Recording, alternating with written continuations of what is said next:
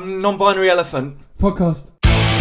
Welcome to the Non-Binary Elephant podcast. My name's Gareth Ike. With me, my brother Jamie Ike. Yep, and today we are joined by Krasi Atuso, who is a certified astrologer from the Academy of Medieval Astrology of Robert Zoller in London. Hey, Krasi, how are you? Thank you. Hello, I'm fine. Thank you, Gareth. Thank you, Jamie. Thanks for joining us. Lovely to speak to you. Yeah, I'm really interested in astrology generally, basically because I don't know anything about it. And I was like learning new stuff. I don't know about you, Jay. Yeah, absolutely. If you could just tell us a little bit about yourself, how you came to do what you're doing and what it is that you do. Yes, all right. My name is Krasi Atuso. I'm an astrologer, and I'm doing ancient Babylonian astrology. And this is also what I study, Syriology, which is translation of ancient Babylonian, old Babylonian texts. Why am I saying this? Because we will be talking about astrology and maybe the most ancient roots and the truth and what is not really, what is hidden in the contemporary astrology. So that is why I'm emphasizing a little bit on this. Okay. So when you say like kind of mainstream astrology, that's me picking up a newspaper and going, oh, it says that I'm going to quit my job this week. Oh yes, it goes a bit wider than this. It's just everywhere. Absolutely everywhere, and this has historical reasons and roots. But yes, as you say, this mass media, like the television astrology, all these mass horoscopes, this is quite it's far from the core, from the truth, and it's been manipulated the same way as all modern sciences are. So for you, what is astrology really all about?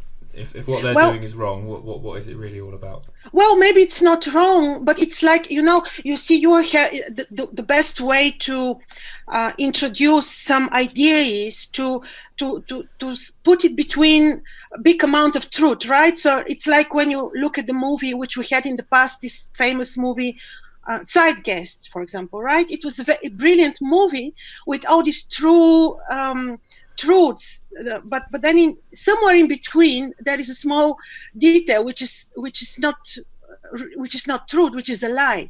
So this is basically what is happening with the modern astrology. And I'll explain you with facts and with a little bit of historical information, without getting very deep, as I don't want to become boring, but just very small details I will share with you to tell you how this is manipulated and why it is so important, astrology along with the other sciences, to be manipulated. So if you allow me, I can make a small introduction going very back to Mesopotamia. Yes, thank you, please do. Yes. Yes. So you see, we all know that astrology came from Mesopotamia, from Babylon and Sumer. Before that, we know that even before the flood, we had astrology was invented. We know how advanced in terms of any science, mathematics, any science, were the Babylonians. Same was for astrology. So they were conscious about the precession, about any astronomical, mathematical event that would take place on the sky. And why am I saying this? What is the precession? Just one word. You know that the Earth is due to the the precession is the rotation of the Earth around its own axis, and this is causing the astronomical event, which is called spring, vernal equinoxes, and the solstices. We all know about this, right? These events. Yeah. So in the ancient world, the ancients were conscious about these events, and they had amazing astrological calendars, and they would do observational astronomy and astrology. There was no division between astrology and astronomy, and the astrologer would look at the sky, connect with the sky, and make and make observations. And this is the key word. The key word is observation, really observation. So they would look at the sky and they would create for us calendars, which are still available for those that really seek real science. See, and these calendars are not just like looking at the points of the seasonal points. It's like the season starts with the spring starts with Aries, and this simplification, of the real knowledge. So they would take into consideration that everything moves. The earth is changing, the equinoxes are changed, the solstices are changed, and with this, we, the humans, are entering different eras, different cycles. So basically, the key here is to remember that astrology is the science of cycles. And we are not supposed to know this because we are stuck into the point where we know that the astrological zodiac starts with Aries, with 0 degrees Aries. And what happened actually is that it was so important for the plan of the matrix to keep astrology dead somewhere 2000 years ago, because this is a science which is enormously supportive in terms of helping your everyday life, helping opening your eyes. When you are aware of the astrological events and what really happens on the sky, you can help yourself just with anything you do, with picking a date for any event, with helping yourself with preventing events, saving yourself from trouble, and so on and so on. So we're not supposed to get into the real cycles, how this happened. 2000 years ago, approximately. First, let's say that astrology, the way it was invented by the Mesopotamians, exact science, precise, had so many astronomical details which are truly amazing, with truly fascinating predictive value that can predict to a small detail events. What happened with the arrival of the Greeks? The decay of astrology started. And then we had, since I'm mentioning about cycles and the cycles we are running, we had this era where indeed the vernal equinox, the spring equinox, which I'm mentioning, was happening really in this particular degree of 0 degrees Aries that I'm mentioning about, and that we still live in. And this was 2000 years ago. And then we had this author, amazing author at that time, who was like the father of the modern astrology, and whose name is Ptolemy, and most probably you heard of him, Claudius Ptolemy. And he wrote his books, like one is Tetrabiblos Almagest, very, very much used in the modern astrology. There is nothing wrong with this. But what he did is, maybe here is the plan, which is dated like 2,000-3,000 years ago, to destroy also this science, along with the others, So Ptolemy, what he did is he wrote his work and he took the zodiac of the ancients and he manipulated it.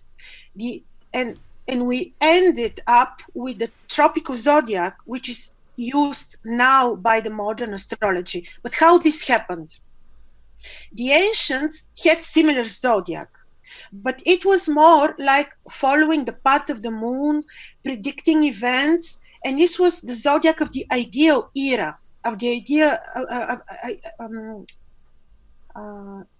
ideal year. So because this zodiac was following up actually the path of the moon on the ecliptic, on the path of the sun. And what happened is, this was a similar zodiac that you see now, but instead of zodiacal signs like Leo, Aries, and all these, they would have months. First month of Nisan, and all the Babylonian months. What Ptolemy did is he took this zodiac and he changed the names of the months. He replaced them with the names of the zodiac.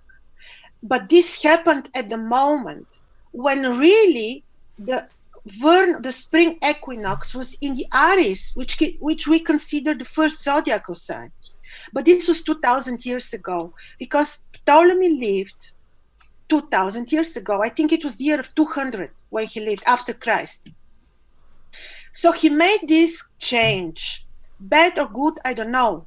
The thing is that since then, the contemporary science is just copying and pasting this zodiac without purposefully taking into consideration the precession.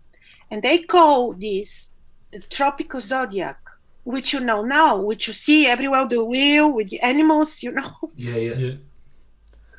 Yes, so it's basically the Babylonian tropical ecliptic, which was transformed, which is okay, but it's not okay that it was taken blindly without using any knowledge and real interpretation. It was taken blindly, and now you are using a zodiac which would have been perfect for like period of 2,000 years ago. Right. So you see why? Yeah. Because obviously everything's changed in 2,000 years, so it doesn't. We change, life changes, sky changes, everything changes, but we're stuck in the time of Ptolemy, purposefully. You see? Right. So, because astrology is a great tool, and with the real astrology, because the real astrology, the real Babylonian zodiac, is called the anatomy of the sky. It's a true anatomy. It's like, imagine everything that would happen in the heart of the lion, Leo, would happen with the Leos here on Earth. Everything that would happen with the leg of one of the Geminis, the twins, would happen here on Earth. So you see what I mean? It's a truly, what happens above happens also below. Yeah, but obviously as the above's changed, the below hasn't changed with it, so it doesn't marry up anymore then, basically. Absolutely. Yeah. Absolutely. And I don't think that this is just a mistake. I don't believe in such. No, most things aren't mistakes, I find. No, it's not a mistake. Yes. So this is. I just wanted to bring you very briefly historically to this, just to illustrate why and how far it goes back. This manipulation. So you're then obviously you're working. Obviously, it says in the title medieval astrology. So have you then had to develop, obviously, as the anatomy of the sky is changing, you're having to constantly evolve with it, unlike obviously the astrology we find in newspapers and magazines. Yes, you have to, and it's not difficult. It's just a desire to seek real knowledge, you see, because the astronomers and everyone is aware of the existence of the precession. We all know Earth is rotating around own axis. We also know that this is causing the change of the equinoxes and the solstices. We know this, the children know this. And why is it not taken into consideration purposefully? Because then you get the real anatomy of the sky. Yeah. See, and not only this, you see, not only that the Earth is exact copy of heaven, but also you have what we're also lacking to use now is these very amazing astronomical diaries which were made in Babylon, and they are cuneiform tablets, Mulapin, Astrolabe. People who are interested know, and there you have paths on the sky, which are the three paths of Anu, Enlil, and Le and Ea, which are these three gods. You know, we know from the Babylonian mythology. Yeah. But these paths, these are like three highways on the sky. They really exist, and only by applying them to your work, you may do amazing prediction job in terms of anything. There's so much. Do you think maybe that's part of the idea of kind of hijacking it? Because I imagine, you know, if you've got sort of call them the elite, they tend to be quite obsessed with dates and times, in terms of when, say, a royal baby will be born or there'll be a royal wedding or whatever. Would you imagine that they would be going from the ancient astrology? I am sure. Yeah, and then obviously keep us idiots down here. You know, yeah.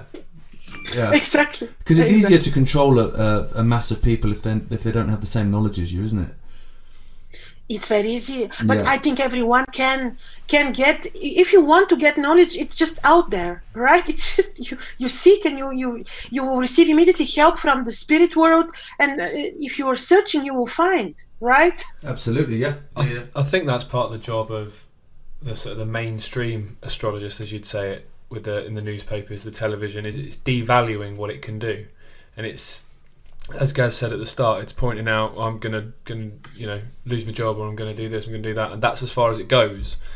The credibility that the field has is kind of been effectively devalued by them, isn't it? Deliberately, as you pointed out. I think so because I am sure I saw, I think 3-4 years ago, I was very interested in the horoscope of Donald Trump. He is amazing astrologer, I can tell you, because he has on his ascendant star of astrology. He is very, very aware. Of course, nobody will tell you this. I know that Roosevelt, I read somewhere, he had his horoscope on the wall, and he was amazing astrologer. They do really use the real astrology. I'm sure about this. Right. It was interesting you said earlier about when you were talking about, there's certain times that would be a great time to do something, or a time that maybe is not a good time to do something. Do you live by that then yourself? So you'll think, I was supposed to do this today. Well, actually, I'm a bit obsessed with this. Yeah. The funny thing, you say this, and the simplest lie we hear every day is about this term, new moon. This is the biggest deception, because the new moon, the way they imply new moon, is the black moon. I'll explain you why. Because there is this cycle of the moon, and when they say on the mainstream media, oh, it's a new moon, they always point at the moon invisibility when the moon is conjoined together with the sun. And at this point, the moon is burned by the rays of the sun and becomes invisible. And what they say, it's a new moon. It's wonderful for starting new things. It's wonderful to make a wish, to make a prayer, and so on. But this is basically the worst thing you can do, because the Babylonians knew. And at this particular day, they would do nothing. They would hide in the temple. They would stay away of trouble. Instead of this, in the media, you hear, oh, it's new moon. Go for new beginnings.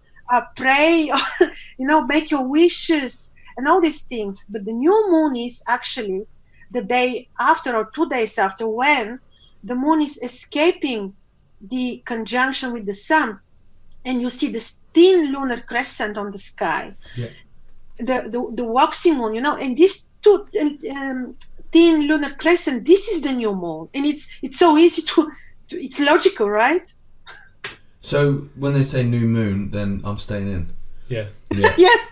When you hear on the media new moon, just believe your own eyes. Go out, and in the evening, when the sun sets, just look at the sky. And when you see, when you don't see lunar crescent, when you see nothing, it's a black moon. It's just not good. Imagine when you example. I was once on the highway and I saw so many accidents. And I was thinking, let me check what is the moon phase. I didn't know at that moment, and it was the so-called new moon. So it's not a very positive thing. Right. Okay. You see. No. Noted. That's why they say new moon. Go do your new beginnings. Do as much as possible. Get in trouble as much as possible. Do you feel then? Because I always kind of have a weird thing with fate being out of my hands. I'm not a control freak, but I don't necessarily like the idea that I'm not in control of my own destiny. Right, Neo. Yeah. Is there a little bit of that going on in terms of astrology, where actually there is a greater power that is kind of taking a little bit of my fate out of my hands? Well, to a degree, yes. Well, right. I know one thing, that there is not so much we can do, but we can help us a lot. I don't think we can change our destinies.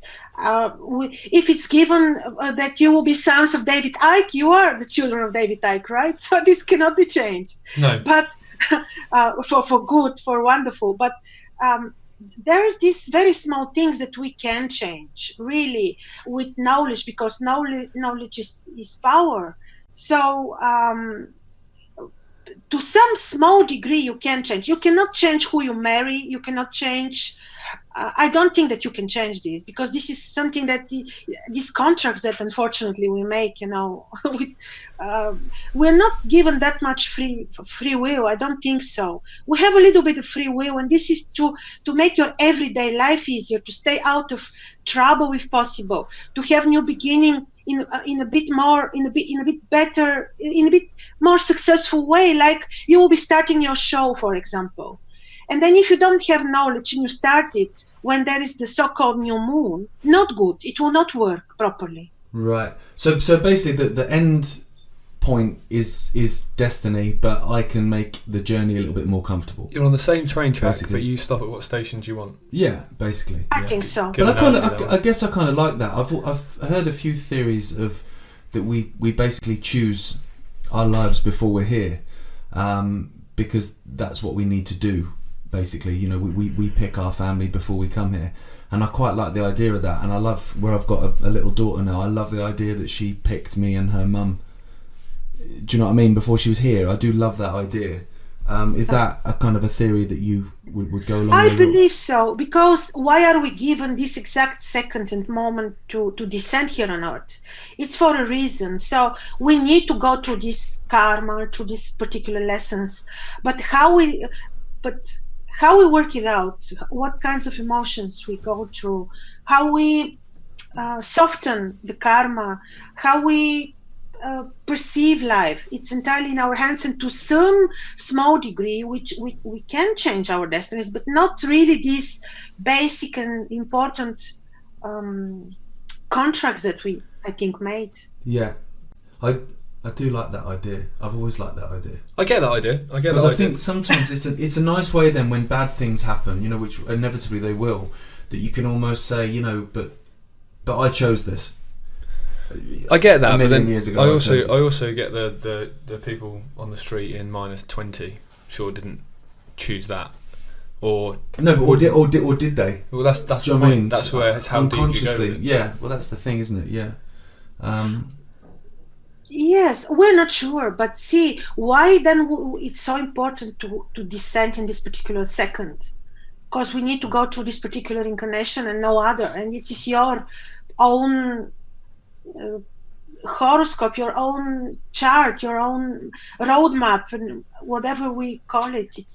It's very important. Why to rectify the birth time of someone is so important, and only then you can be very specific when predicting events.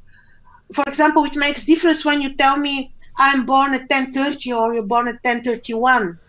Right. 1 minute will make difference, and then I will need to rectify your chart in order to be specific when predicting events, because it matters. This specific minute and second, it means it's for a reason.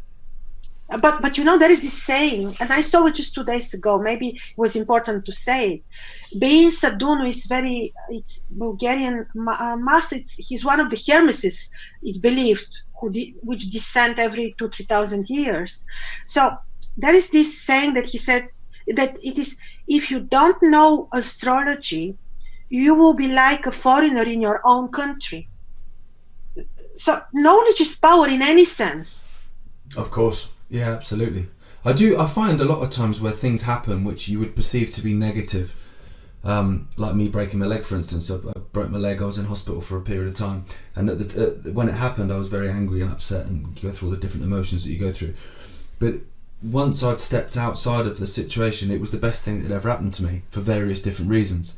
And I think sometimes once you get out of it afterwards, you realise that actually that was a good thing.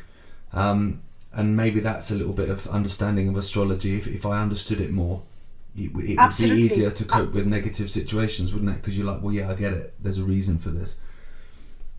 Absolutely. Very simple things. Look, now all these mantras, that they repeat retrograde Mercury, this fun retrograde Mercury. And they keep concentrating on the retrograde Mercury when, like, you hear it in on Facebook, on media.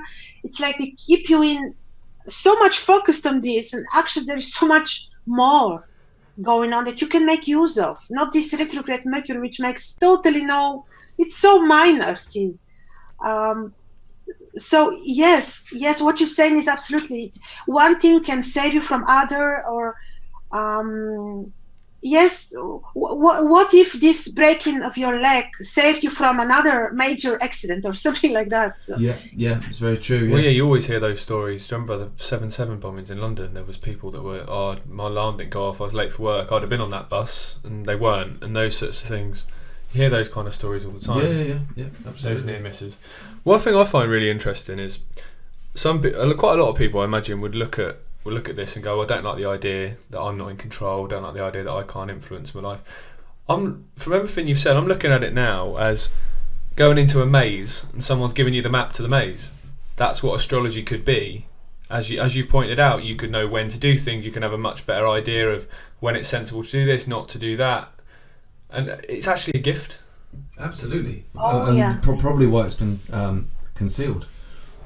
Absolutely. Look, the very interesting thing is the era, the cycles. We are running different cycles. And because of the precession, again, the same thing, precession of the earth, and the change of the equinoxes. So because we are stuck 2,000 years ago in Aries, we all know from the mainstream media that we are in the era of Aquarius already. And this way they keep you away from the real path, and we are not in the era of Aquarius, not at all. We will enter the era of Aquarius in 360 years approximately. Why is it so important for them that you don't know really in which era the humanity is? It's so important for them that you stay in the past, that you stay in the era of you see, it is it's just to take us away from the real focus, from the real anatomy of the sky, from the reality, from what really is happening. What era is it now? If it's not Aquarius?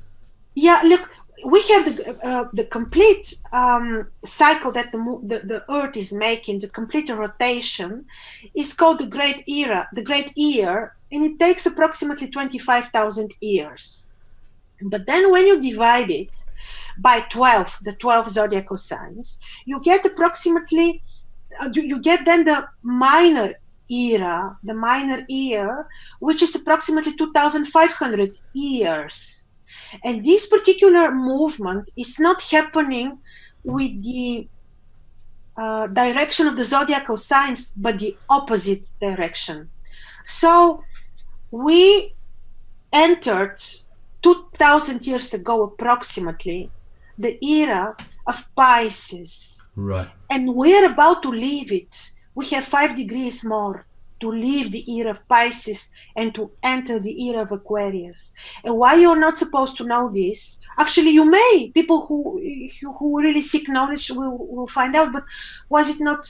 Because if you follow up this great year and the minor years, and when you divide these cycles into more divisions called dodecatemoria, you explain yourself why these events happen in the world, why for example, why this aggression, terrorism, deceit, all this is happening. Then you really understand what is happening around you, and you're not blind. If it's an era of Pisces, does that mean that the world kind of displays bits, characteristics that you would find with a Pisces? Because I'm just thinking about Pisces. All I know about them is generally they're quite susceptible to addiction. If that's true, I've heard that before. That's true. Yeah, and I think then about the era we're in and the addictions that people have, whether you've got drug addictions, technology, buying, debt, all these addictions that people, gambling, massive at the minute. I wonder if that's anything to do with the era, or would it not be connected? Absolutely, it's connected, but then you divide the era into dodecatemoria, into 12 minor divisions. And then we, approximately in 2014, we entered the smaller division of the sign, which is ruled by Aries, Mars. And this happened and approximately around the timing of a very, very devastating event. And it was the Islamic State, ISIS, when they announced their creation. It was somewhere in I don't remember, somewhere in the Middle East, and they made massive terrorist event. And this is how the era was like, how to say, labeled. See what I mean? Because we entered in 2014 approximately the mini era of Aries. That is how you describe the eras. Yes, the basic era is of Pisces, which is, yes, a lot of addiction. It is about religion. But then we also entered era, which is about aggression and about all what Mars can be, the bad and the good of Mars, because Mars can also be ambition, can be good, but we get also the difficult features, which are we know what it is. So you would say, like, in terms of ISIS, with that, those terrorist attacks weren't done at that time by accident? There is nothing happens by accident. I think. No, it happened like when we were looking already at the equinox changing place, and when we were looking at the equinox is changing Dodecatemoria, when we saw it's entering Martian Dodecatemoria, we were expecting aggressive events. And at that particular moment, you see ISIS becoming, so powerful and negative. Yeah, absolutely. I mean, quite an interesting thing I've just thought of is you're saying about a lot of the teachings comes from the Babylonian period, Sumer, both of which are obviously Babylon was is Iraq now, I believe, and Sumer is Syria, I believe now. Yeah. Do you think that's significant that that's where ISIS started and that's where their two strongholds were, Iraq and Syria? Well, unfortunately, most probably this is because they want to destroy these artifacts and to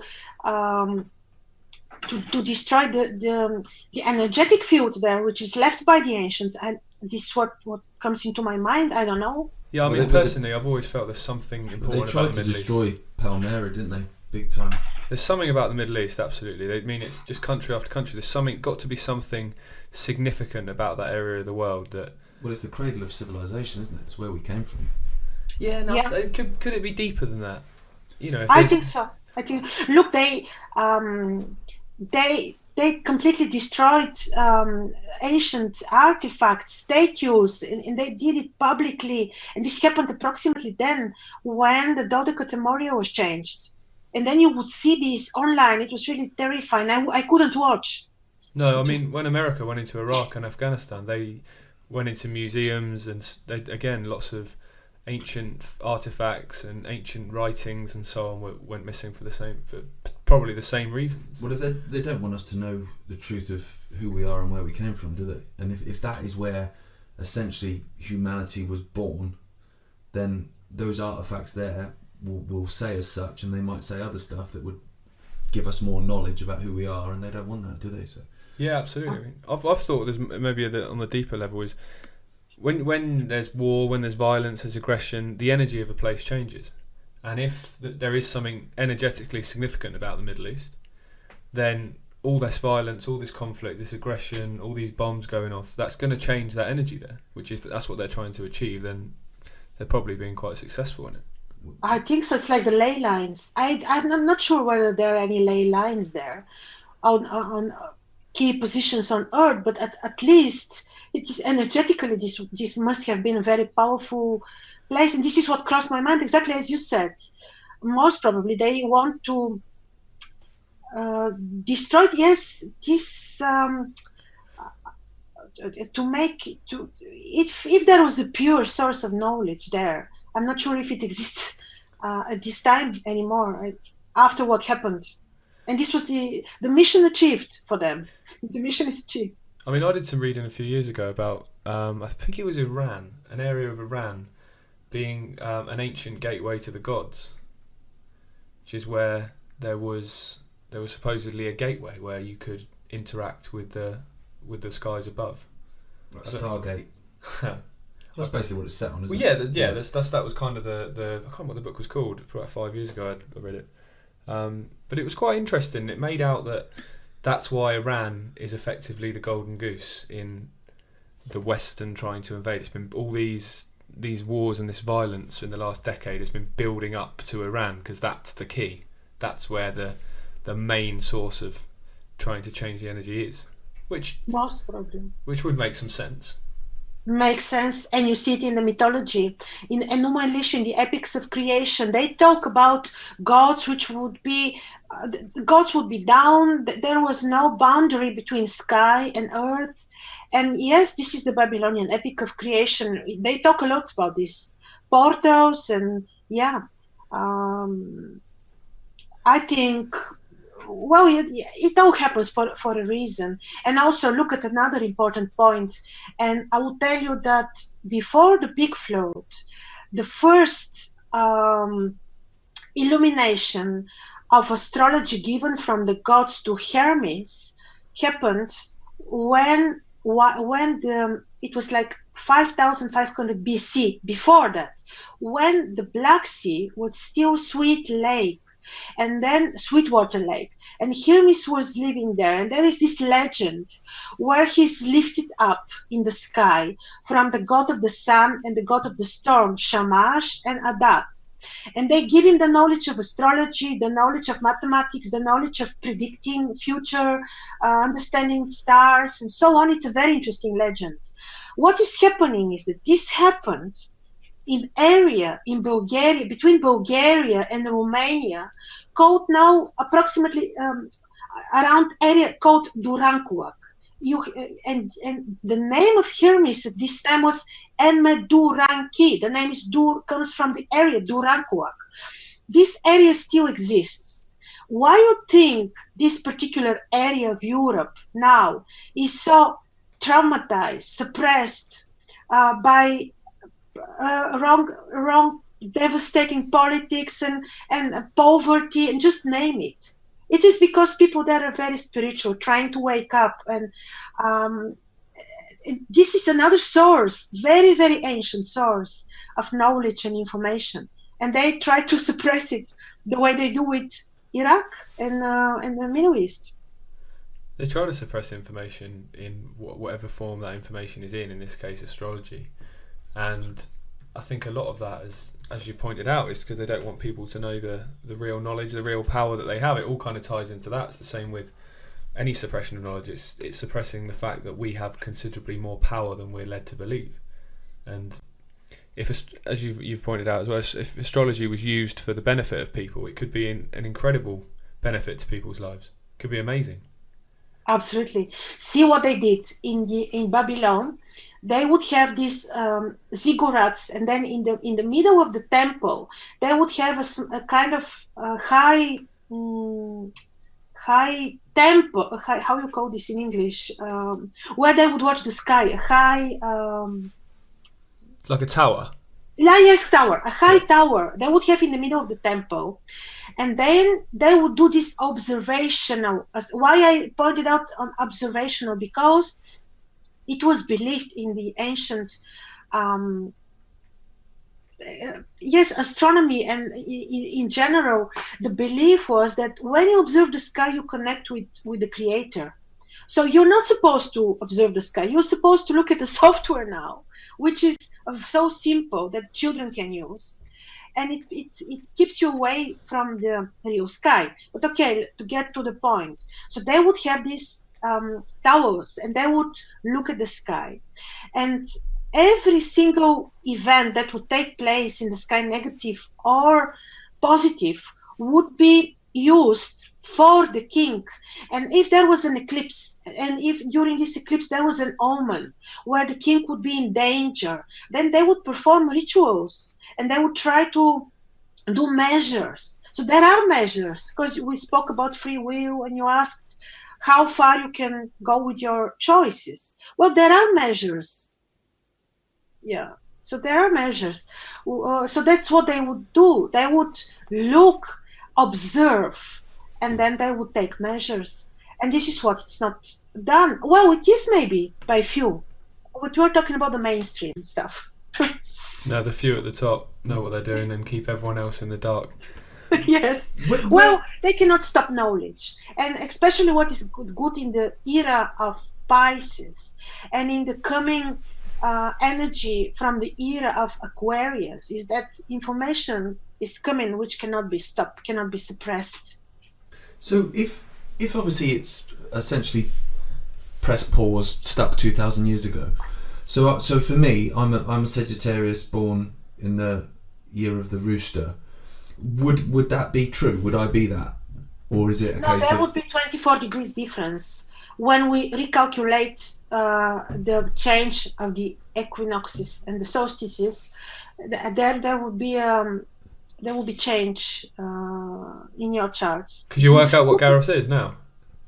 I have to see it. Could be that if you're in the first degrees, for example, that you remain in the sign of Sagittarius, but there could be a change.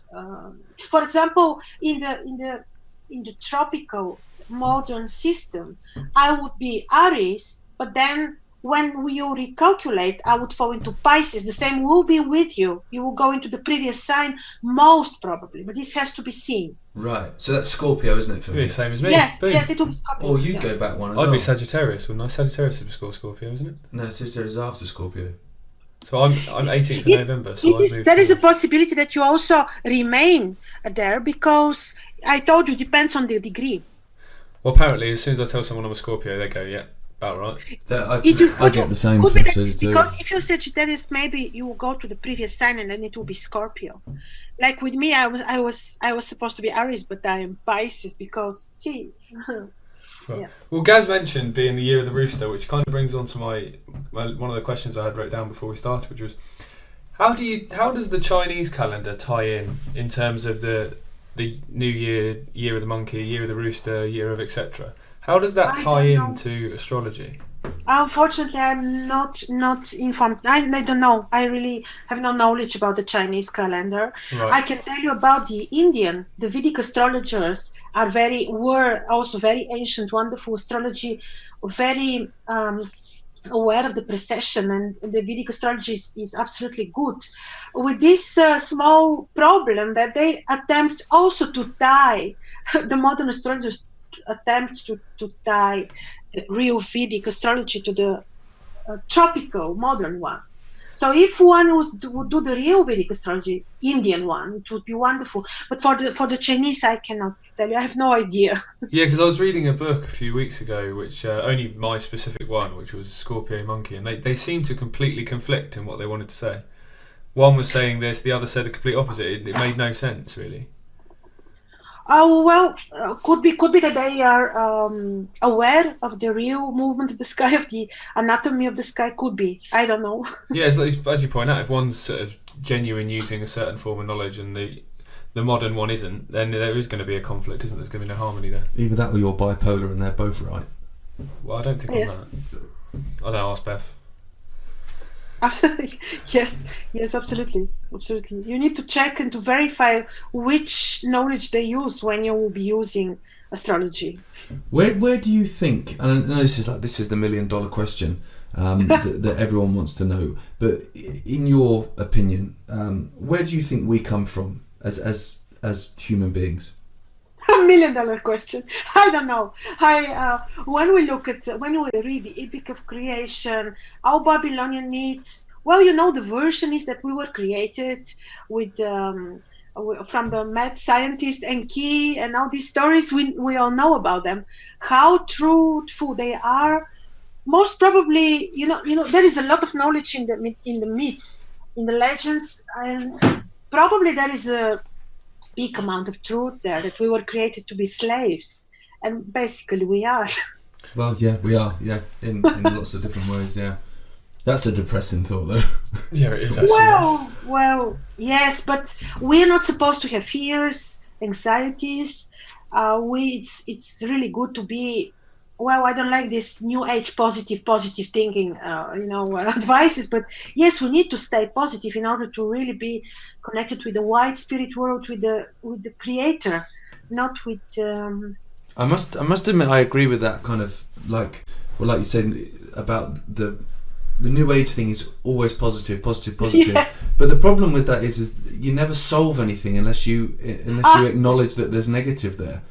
And I know Dad's had this experience quite a lot in the past with the New Age movement, where they were just like, no, this is too dark, what you're talking about. It's like, well, yeah, but it's true, so we need to talk about it, otherwise we can't resolve it. Well, unless you know what you're trying to solve, you're not going to solve it, are you? Well, exactly. Well, no, you're not going to save the world by smashing crystals together and wearing tie-dye in a field, are you? That's not going to happen. No, smell. Yeah. But at the end of the day, you're not going to solve anything unless you know what you're trying to solve. At least when you know what you're up against, you know what you've got to do to make it better. Yeah. And I think for me, the New Age is a head in the sand movement. Really. Yeah. It's. Yeah, I agree. I'm gonna piss off everyone by saying this. But still, I'll be honest. I don't think we've got many. I'm actually going to to California in 2 weeks. I'm going to stay in the hotel. Yeah, I think that's what it is. I think it's a head in the sand movement. It's a step back. I don't have to do anything. Then it's all good.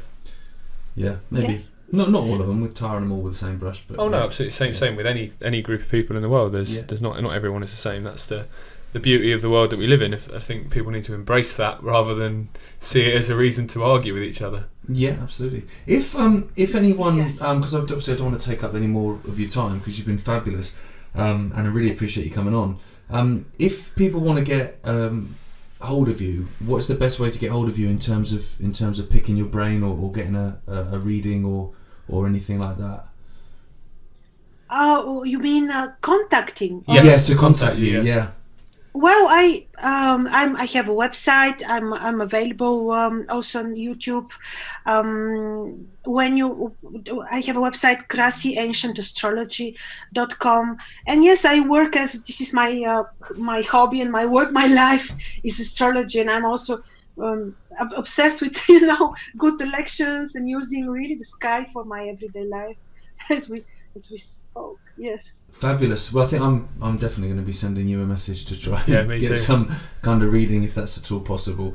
With great pleasure for you. That's fabulous. Thank you very much then, and hopefully we'll get to talk to you again soon. Yeah, absolutely. Thank you so much, both of you. Thank you. It was really a pleasure. Thank you. Speak to you again. Take care. Thank you. Thank you. Bye-bye.